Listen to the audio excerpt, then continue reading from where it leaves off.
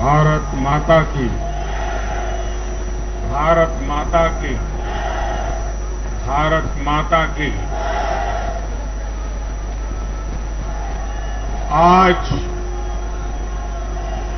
उत्साह का दिन है, उत्सव का दिन है। ये उत्सव भारत के लोकतंत्र के लिए है। मैं इन चुनावों में हिस्सा लेने वाले सभी मतदाताओं को बहुत बहुत बधाई देता हूं। उनके निर्णय के लिए मतदाताओं का आभार व्यक्त करता हूं। विशेष रूप से हमारी माताओं बहनों ने, हमारे युवाओं ने जिस प्रकार भारतीय जनता पार्टी को भरपूर समर्थन दिया है, वो अपने आप में बहुत बड़ा संदेश है।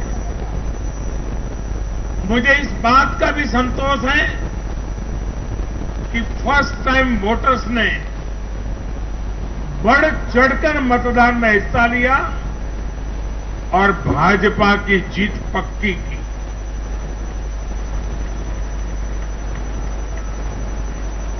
चुनाव के दौरान भाजपा के कार्यकर्ताओं ने मुझसे वादा किया था कि इस बार होली 10 मार्च से ही शुरू हो जाएगी।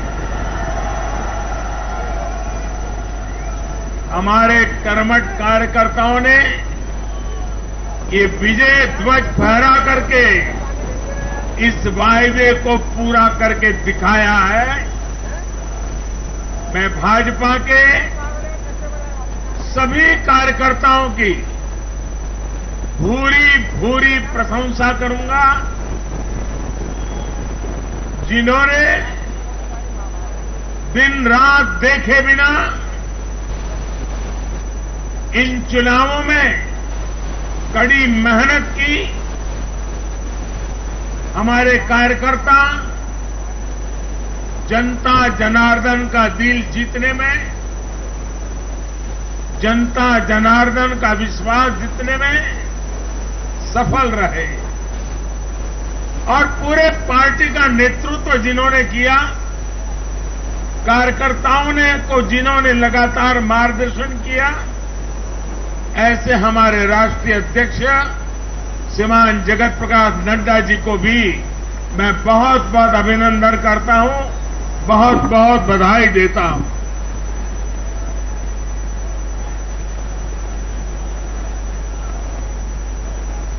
पार्टी के हर छोटे मोटे सभी कार्यकर्ताओं ने उनके अथक परिश्रम से आज एनडीए के लिए जीत का चौका लगाया है।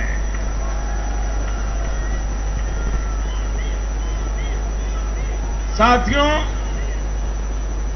उत्तर प्रदेश ने देश को अनेक प्रधानमंत्री दिए हैं, लेकिन 5 साल का कार्यकाल पूरा करने वाले किसी मुख्यमंत्री के दोबारा चुने जाने का यह पहला उदाहरण है।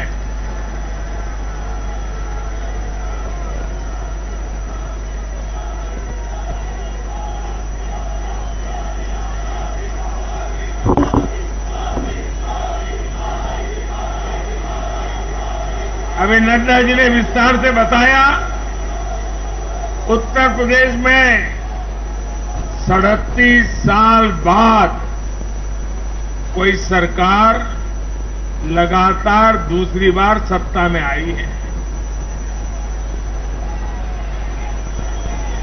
3 राज्य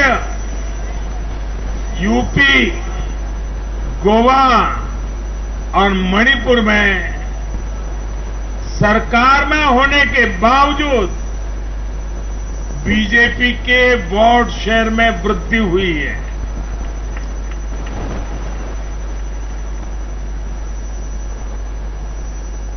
गोवा में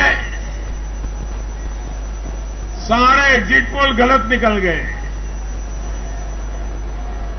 और वहां की जनता ने तीसरी बार सेवा करने का मौका दिया है। 10 साल तक सत्ता में रहने के बाद भी राज्य में बीजेपी की सीटों की संख्या बढ़ी है। उत्तराखंड में भी भाजपा ने नया इतिहास रचा है। राज्य में पहली बार कोई पार्टी लगातार दूसरी बार सत्ता में आई है। यानी सीमा से सटा एक पहाड़ी राज्य, एक समुद्र तटीय राज्य और एक मां गंगा का विशेष आशीर्वाद प्राप्त एक राज्य और पूर्वोत्तर सीमा पर एक राज्य, भाजपा को चारों दिशाओं से आशीर्वाद मिला है।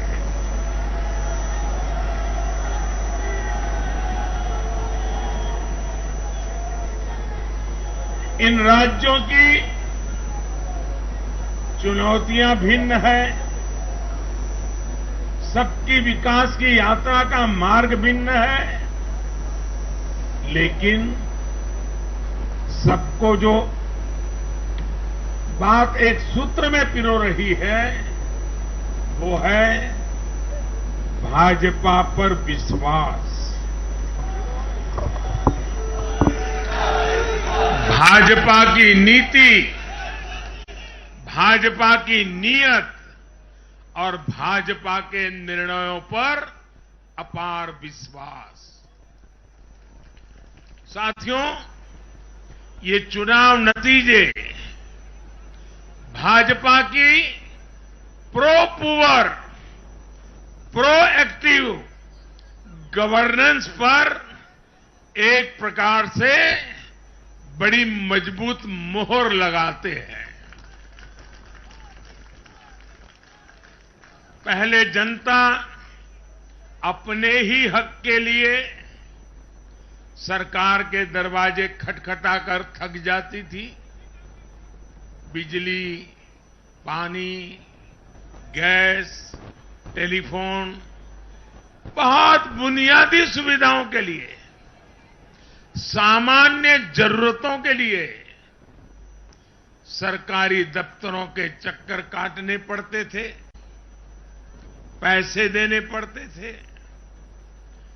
कुछ साधन संपन्न लोगों तक सुविधा पहुंचने के रास्ते अलग थे, पहुंच जाती थी। देश में गरीबों के नाम पर घोषणाएं बहुत हुई, योजनाएं भी बहुत बनी, लेकिन उस योजनाओं का जो हकदार था, जिस गरीब का उस पर हक था, उसके लिए ये हक उसको मिले, बिना परेशानी को मिले, उसके लिए गुड गवर्नेंस, डिलीवरी, इसका बड़ा महत्व होता है। लेकिन भाजपा इस बात को समझती है और मैं लंबे अरसे तक मुख्यमंत्री के नाते काम करके आया हूं, इसलिए मुझे पता है कि आखिरी इंसान की सुविधा के लिए कितनी मेहनत करनी चाहिए। बीते वर्षों में हमने गवर्नेंस डिलीवरी सिस्टम तो बेहतर किया ही, साथ साथ पूरी प्रक्रिया में पारदर्शिता भी लाए हैं। भाजपा गरीब को भरोसा देती है कि प्रत्येक गरीब तक सरकार ने निर्णय की हुई सुविधाएं जरूर पहुंचेगी। और मैं गरीब के घर तक उसका हक पहुंचाए बिना चैन से बैठने वाला इंसान नहीं।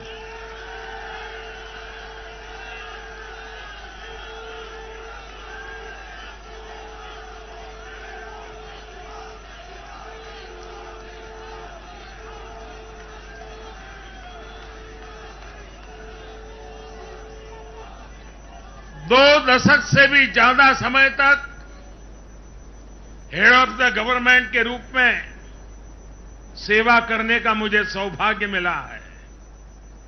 सरकार में कितनी दिक्कतें होती हैं, गवर्नेंस में कितनी दिक्कतें होती हैं, इसको भली भांति जानता हूं। उसके बावजूद भी मैंने एक ऐसी हिम्मत की है, शायद कोई न कर पाए। और वो हिम्मत मैंने लाल किले से 15 अगस्त को मेरे भाषण में उसको व्यक्त किया था। मैंने कहा था कि अब भाजपा को जहां जहां सेवा करने का मौका मिलेगा, हम हर योजना के जो हकदार हैं उनके लिए 100% सैचुरेशन, यानी काम को 100% पूरा करना, हर गरीब तक हर सरकारी योजना का लाभ पहुंचाना, ये 100% की कल्पना करना 2 दशक से ज्यादा समय सरकार का काम करने के बाद मैं कहता हूं, ये बहुत बड़ी हिम्मत की है मैंने। और ये हिम्मत मैंने इसलिए की है कि जब ईमानदारी होती है, नीयत साफ होती है, गरीबों के प्रति करुणा होती है, देश का कल्याण यही जीवन का मंत्र होता है, तो फिर ऐसे निर्णय करने की ताकत पैदा होती है। हम हर गरीब तक पहुंचेंगे, हम हर गरीब तक पहुंचेंगे, 100% लाभार्थियों तक पहुंचेंगे। भाई और बहनों, आज मैं देश की महिलाओं, हमारी बहन बेटियों को विशेष रूप से नमन करता हूं। चुनाव के नतीजों में मेरी इन माताओं बहनों का, बेटियों का बहुत बड़ा योगदान है। ये हमारा सौभाग्य है कि भाजपा को बहनों, बेटियों, माताओं ने इतना स्नेह दिया है, इतना आशीर्वाद मिला है। जहां जहां महिला मतदाताओं ने पुरुषों के मुकाबले ज्यादा वोट किया है, वहां बीजेपी को बम्पर जीत मिली है।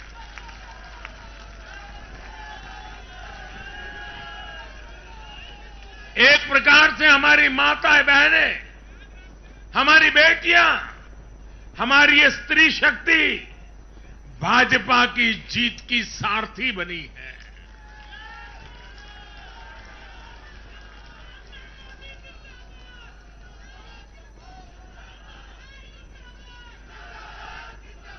मैं जब गुजरात में था तो कभी कभी कुछ ऐसी घटनाएं हो जाती थी कि लोग चिंता करते थे, मोदी जी आपकी सुरक्षा का क्या, आप चिंता क्यों नहीं करते, अपने आप को क्यों संभालते नहीं हैं। तो मैं एक ही जवाब देता था कि कोटि कोटि माताओं का, स्त्री शक्ति का मुझे सुरक्षा कवच मिला हुआ है।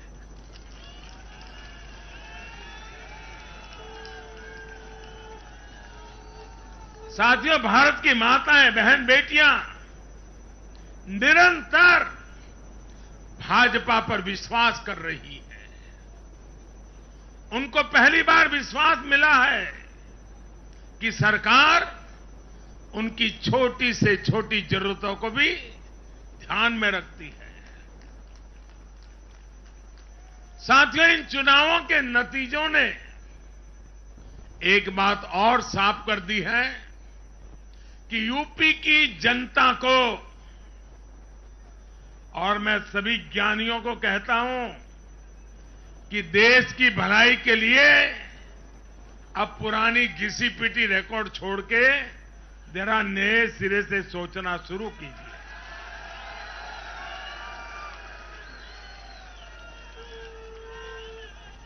इस देश के लिए बड़ी दुख की बात है।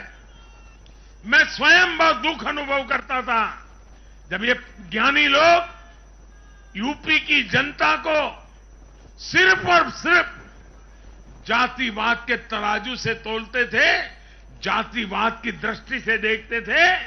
मैं समझता हूं कि उत्तर प्रदेश के नागरिकों को जातिवाद की बाड़ाबंदी में बांध करके वे उन जातियों का अपमान करते थे, उन नागरिकों का अपमान करते थे, पूरे उत्तर प्रदेश का अपमान करते थे।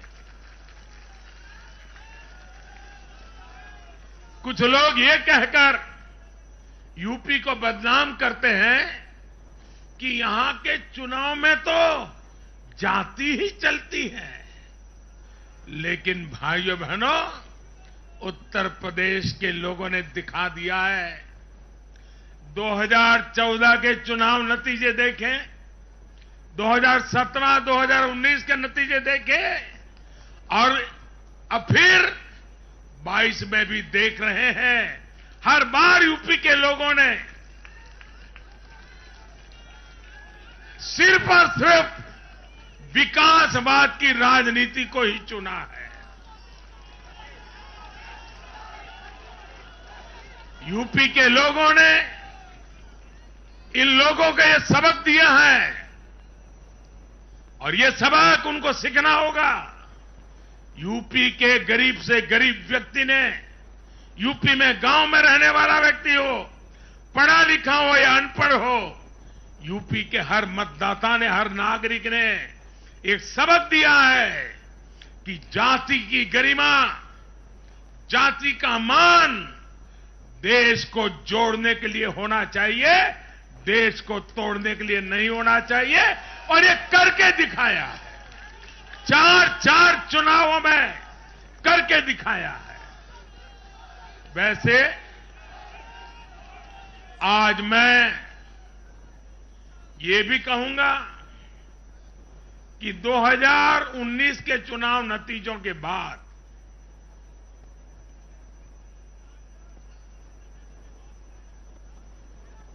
कुछ पॉलिटिकल ज्ञानियों ने कहा था 2019 में जब लोकसभा में हम दोबारा जीत करके आए तो उस ज्ञानियों ने कहा था कि भाई 2019 के जीत में क्या है, ये तो 2017 में ही तय हो गई थी, क्योंकि 2017 में यूपी का रिजल्ट आया था। मैं मानता हूं इस बार भी ये ज्ञानी जरूर कहने की हिम्मत करेंगे कि 2022 के नतीजों ने 2024 के नतीजे तय कर दिए हैं।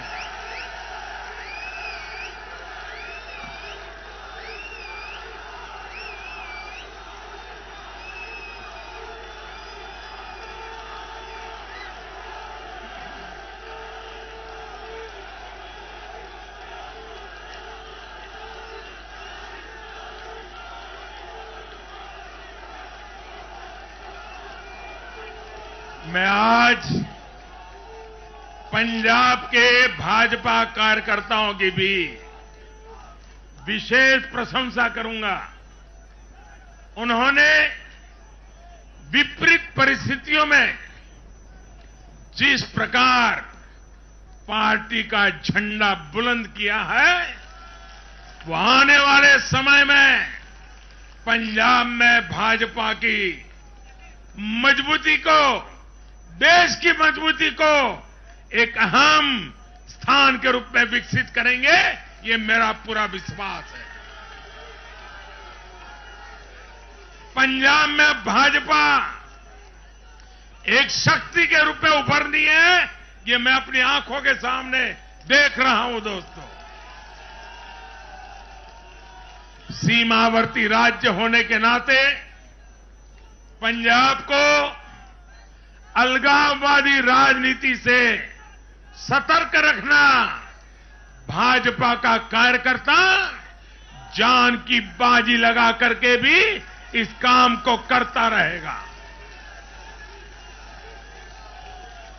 आने वाले 5 सालों में भाजपा का हर कार्यकर्ता वहां इस दायित्व को जोर शोर से निभाने वाला है। ये विश्वास मैं पंजाब की जनता को आज देना चाहता हूं।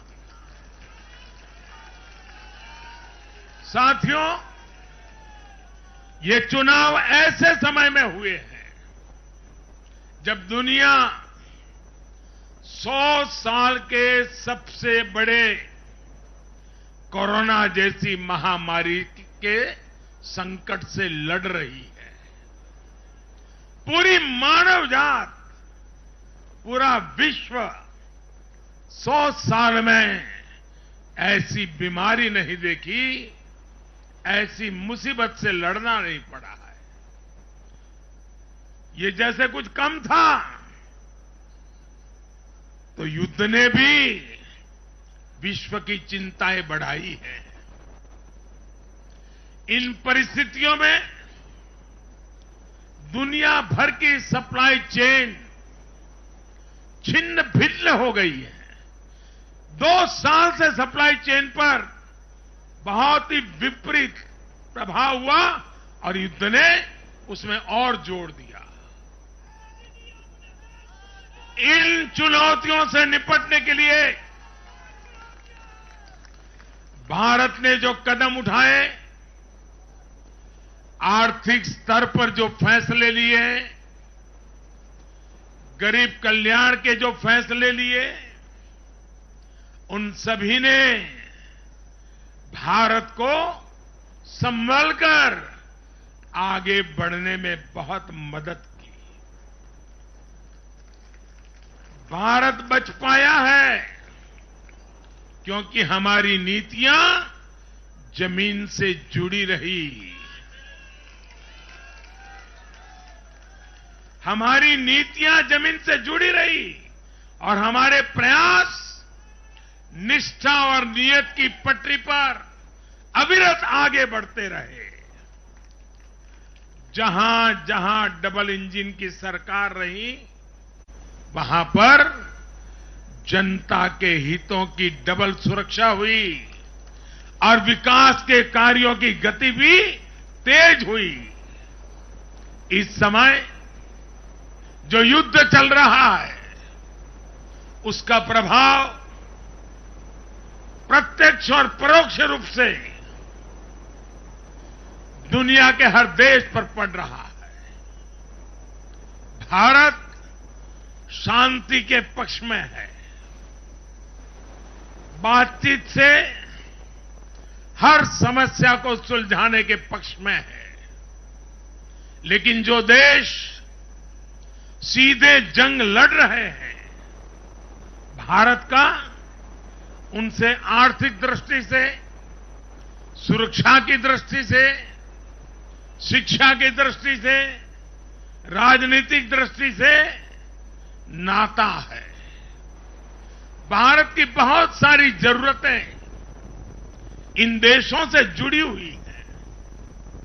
भारत बाहर से जो कच्चा तेल मंगाता है, पाम ऑयल मंगाता है, सनफ्लावर ऑयल मंगाता है, उसकी कीमत भी अंतर्राष्ट्रीय बाजार में बहुत तेजी से बढ़ रही है। कोयला हो, गैस हो, फर्टिलाइजर हो, सभी की कीमतों में पूरी दुनिया में कल्पना बाहर का उछाल आ रहा है। युद्ध के कारण पूरी दुनिया में महंगाई बढ़ रही है। विकासशील देशों को विशेष रूप से कठिनाई का सामना करना पड़ रहा है। साथियों, इस वैश्विक संदर्भ में इन कठिनाइयों के बीच इस बार के बजट पर नजर डालें तो एक विश्वास पैदा होता है। देश आत्मनिर्भर भारत अभियान के मार्ग पर आगे बढ़ रहा है। इस भावना को इस बार के बजट से और ऊर्जा मिली है और मैं मानता हूं कि दुनिया भर में बने निर्माण हुए इस विपरीत वातावरण में, उथल पुथल से भरे माहौल में, अनिश्चितता से भरे माहौल में भारत की जनता ने विशेष करके उत्तर प्रदेश जैसे राज्यों ने अपनी दूरदृष्टि का परिचय दिया है।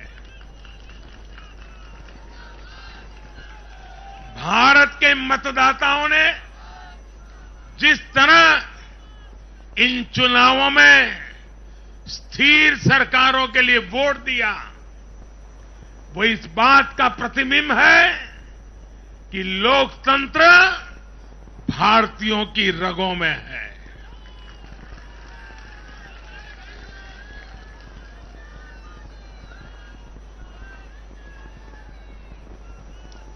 लेकिन भाई और बहनों, आज इस अवसर पर मैं देश के सामने अपनी कुछ चिंताएं भी रखना चाहता हूं। देश का नागरिक तो बहुत जिम्मेदारी के साथ देश के हित में अपना काम कर रहा है। जब भी उसको अवसर मिलता है वो जिम्मेदारी के साथ पेश आता है। देश का सामान्य नागरिक राष्ट्र निर्माण में जुटा है, लेकिन हमारे यहां कुछ लोग लगातार राजनीति का स्तर गिराते जा रहे हैं। कोरोना के इस समय में भी हमने देखा है कि इन लोगों ने देशवासियों को गुमराह करने की लगातार कोशिश की। वैक्सीनेशन के हमारे प्रयासों की दुनिया प्रशंसा कर रही है, लेकिन इस पवित्र कार्य पर, मानवता के कार्य पर, सेवा के कार्य पर, भारत की वैक्सीन पर भी सवाल उठाए गए। दुर्भाग्य की बात है, जब यूक्रेन में हजारों भारतीय विद्यार्थी, हमारे छात्र, हमारे नागरिक फंसे हुए थे, तब भी देश का मनोबल तोड़ने की बातें हो रही थी। जो वहां फंसे थे उनके परिवारों की चिंता बढ़ाने का काम हो रहा था। ये लोग उन बच्चों में असुरक्षा की भावना बढ़ा रहे थे, यहां उनके परिवार वालों की चिंता बढ़ा रहे थे। इतना ही नहीं, इन लोगों ने ऑपरेशन गंगा को भी प्रदेशवाद की बेड़ियों में बांधने की कोशिश की।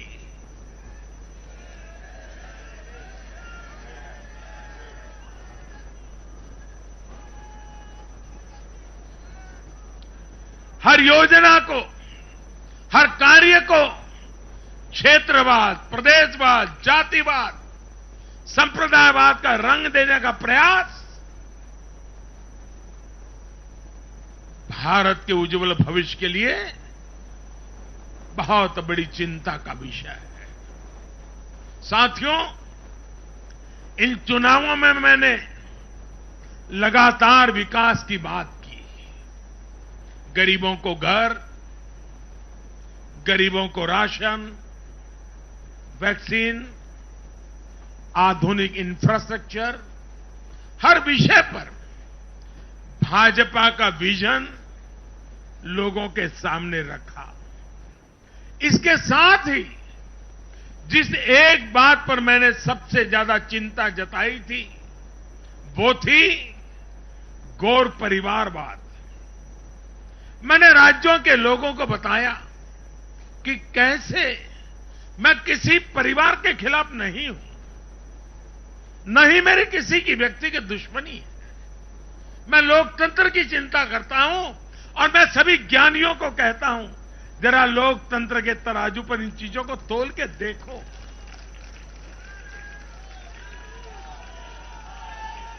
और मैंने लोगों को बताया कैसे परिवारवादी राजनीति ने उनके राज्य का कितना नुकसान किया है, राज्य को पीछे ले जा रहा है। और मुझे खुशी है कि मतदाताओं ने इस बात को समझते हुए भी इस चुनाव में अपना वोट दिया है, लोकतंत्र की ताकत को मजबूत किया। साथियों, ये लगातार बहस बहुत जरूरी है। भारत जैसे लोकतंत्र में और देश को जिस ऊंचाई पर ले जाना है, उसको ध्यान में रखते हुए जिन मुद्दों को मैं उठा रहा हूं, उसको निरपेक्ष भाव से बहस होना जरूरी है। भारत में परिवारवादी राजनीति का, ये मेरे शब्द लिख करके रखिए दोस्तों, एक न एक दिन ऐसा आएगा जब भारत में परिवारवादी राजनीति का सूर्यास्त ये देश के नागरिक करके रहेंगे।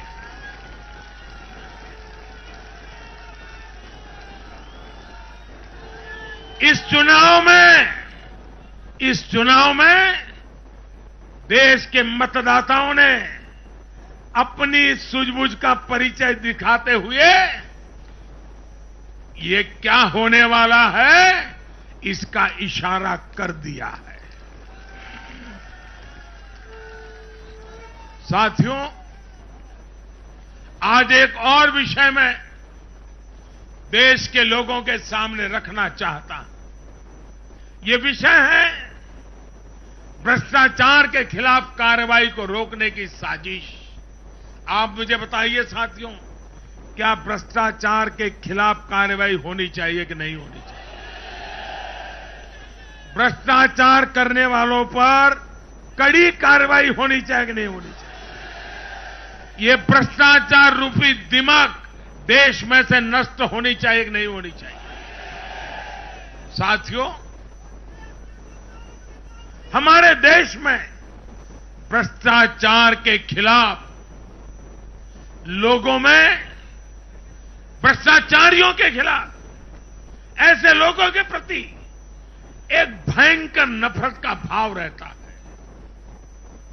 देश की गाढ़ी कमाई को लूटकर अपनी तिजोरी भरने की ये प्रवृत्ति कुछ लोगों की पहचान के साथ जुड़ गई है।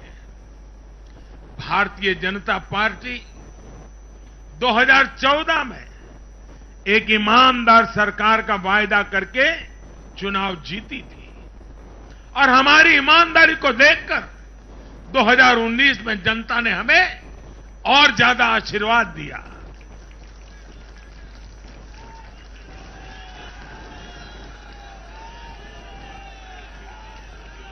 और देश हमसे अपेक्षा करता है कि मोदी जी, आपकी सरकार सिर्फ प्रामाणिक रहे इतना इनफ नहीं है। आप ही हैं, आप ही की सरकार है जो भ्रष्टाचारियों को सजा कर सकती है, उन पर कठोर से कठोर कार्रवाई कर सकती है। मुझे बताइए, जनता की इस अपेक्षा को मुझे पूरा करना चाहिए कि नहीं करना चाहिए? जनता की आशा आकांक्षा के लिए सरकार ने जिम्मेवार व्यवहार करना चाहिए कि नहीं करना चाहिए? लेकिन आज हम देख रहे हैं जो निष्पक्ष संस्थाएं हैं, जो पूरी तरह इंडिपेंडेंट हैं, वे अगर भ्रष्टाचार के खिलाफ कार्रवाई करते हैं तो ये लोग और उनका पूरा इकोसिस्टम अब भ्रष्टाचारियों की रक्षा करने के लिए उन संस्थाओं को बदनाम करने के लिए मैदान में आ गए हैं।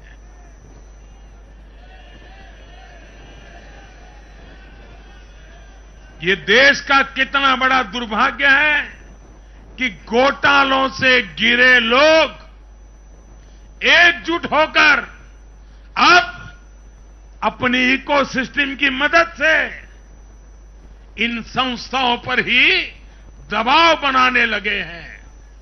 जांच एजेंसियों को रोकने के लिए ये लोग अपने इकोसिस्टम के साथ मिलकर नए नए तरीके खोजते हैं।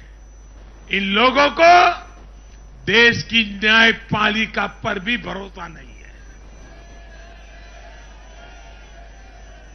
पहले हजारों करोड़ रुपए का भ्रष्टाचार करो, फिर जांच भी नहीं होने दो, और जांच करे तो उस पर दबाव बनाओ। ये इन लोगों की प्रवृत्ति है। और देश के लोगों को एक और बात पर मैं ध्यान देना के लिए आकर्षित करना चाहता हूं।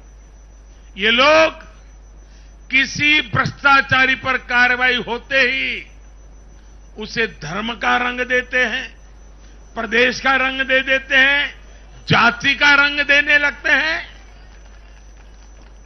ये नए तौर तरीके शुरू हुए हैं। किसी माफिया के खिलाफ अदालत कोई फैसला सुना देती है तो भी उसे ये लोग धर्म और जाति से जोड़ देते हैं। ऐसे में भारत के मैं सभी संप्रदायों से आग्रह करता हूं, मैं सभी जाति पे गर्व करने वाले ईमानदार लोगों से आग्रह करना चाहता हूं। उन सबको सोचना होगा कि ऐसे भ्रष्टाचारियों, ऐसे माफियाओं को अपने समाज से, अपने संप्रदाय से, अपनी जाति से दूर करने की हिम्मत करें। इससे समाज भी मजबूत होगा, संप्रदाय भी मजबूत होगा और हर व्यक्ति का भला होगा। और यूपी में हमारी विजय का एक कारण यह भी है कि वहां के लोगों ने कई दशकों से ऐसी राजनीति का बहुत नुकसान सहा है। मैं बनारस का सांसद होने के नाते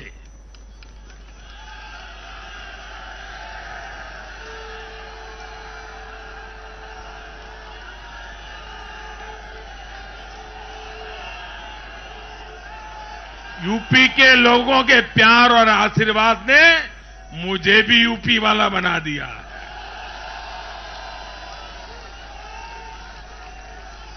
मैं बनारस का सांसद होने के नाते मेरे अनुभव से कह सकता हूं, यूपी के लोग ये बात समझ चुके हैं कि जाति को बदनाम करने वालों से, संप्रदाय को बदनाम करने वालों से अब दूर रहना है और राज्य के विकास को ही सर्वोच्च प्राथमिकता देनी है। साथियों, आजादी के 75वें वर्ष को देखते हुए भी इन चुनाव परिणामों का बहुत महत्व है। भारत आजादी के अमृत काल में प्रवेश कर रहा है। ये चुनाव परिणाम आने वाले 25 वर्षों के हमारे राष्ट्रीय संकल्पों के प्रति देश के मिजाज को, देश के मूड को प्रतिबिंबित करते हैं। यहां से हम दो पटरियों पर एक साथ तेजी से काम करने वाले हैं। एक तरफ गांव, गरीब, छोटे किसान, लघु उद्यमी, उनके कल्याण पर हमारा जोर है।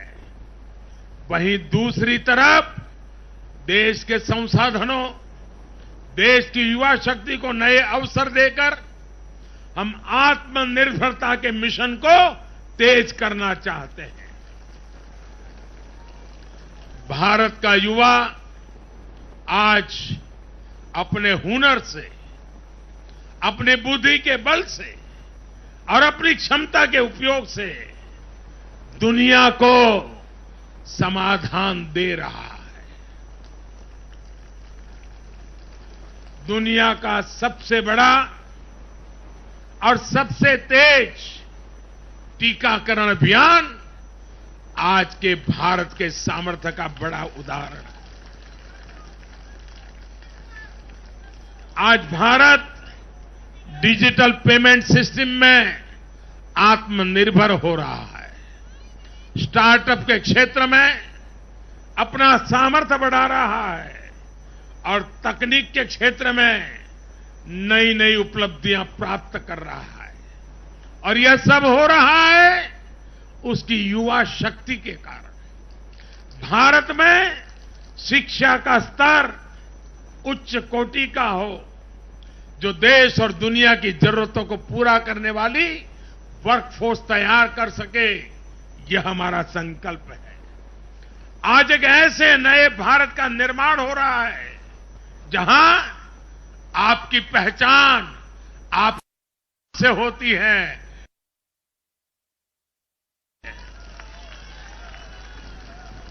मुझे विश्वास है सबका साथ, सबका विकास, सबका विश्वास और सबका प्रयास के मंत्र पर चलते हुए हम अपने अपने राज्यों को नई ऊंचाई पर लेके जाएंगे। जब देश के हर राज्य का विकास होगा तो देश का भी विकास होगा। और मुझे तो मैं गुजरात में इतने साल काम किया, दिल्ली में सरकार भारतीय जनता पार्टी को अच्छा मानने वाली सरकार नहीं थी। हमारी सरकार में रोड़े अटकाने के सोच वाली सरकार थी। फिर भी गुजरात में हमारा मंत्र यही था, भारत के विकास के लिए गुजरात का विकास।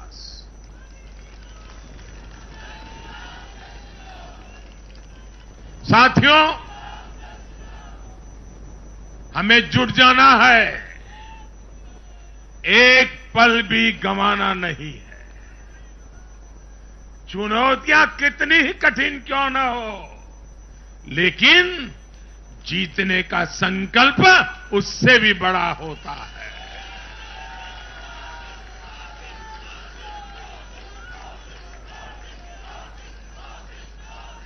बड़े संकल्पों के साथ, बड़े सपनों के साथ ऊंची सी ऊंची ऊंचाइयों को पार करने के इरादे के साथ देश को आगे बढ़ाना है। साथियों, इतना बड़ा भव्य विजय भारत के उज्जवल भविष्य की ये गारंटी है। मैं एक बार फिर भारत के उज्जवल भविष्य के लिए ये जो निर्णायक मतदान किया है, इसलिए हमारे मतदाता अभिनंदन के बहुत अधिकारी है। आइए दोनों हाथ ऊपर करके तालियों के गड़गड़ाहट के साथ सभी मतदाताओं का अभिनंदन करें, मतदाताओं का आभार व्यक्त करें, मतदाताओं का गौरवगान करें।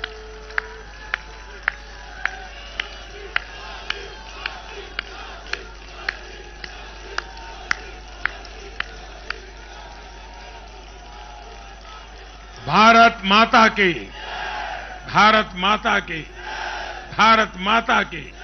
बहुत बहुत धन्यवाद।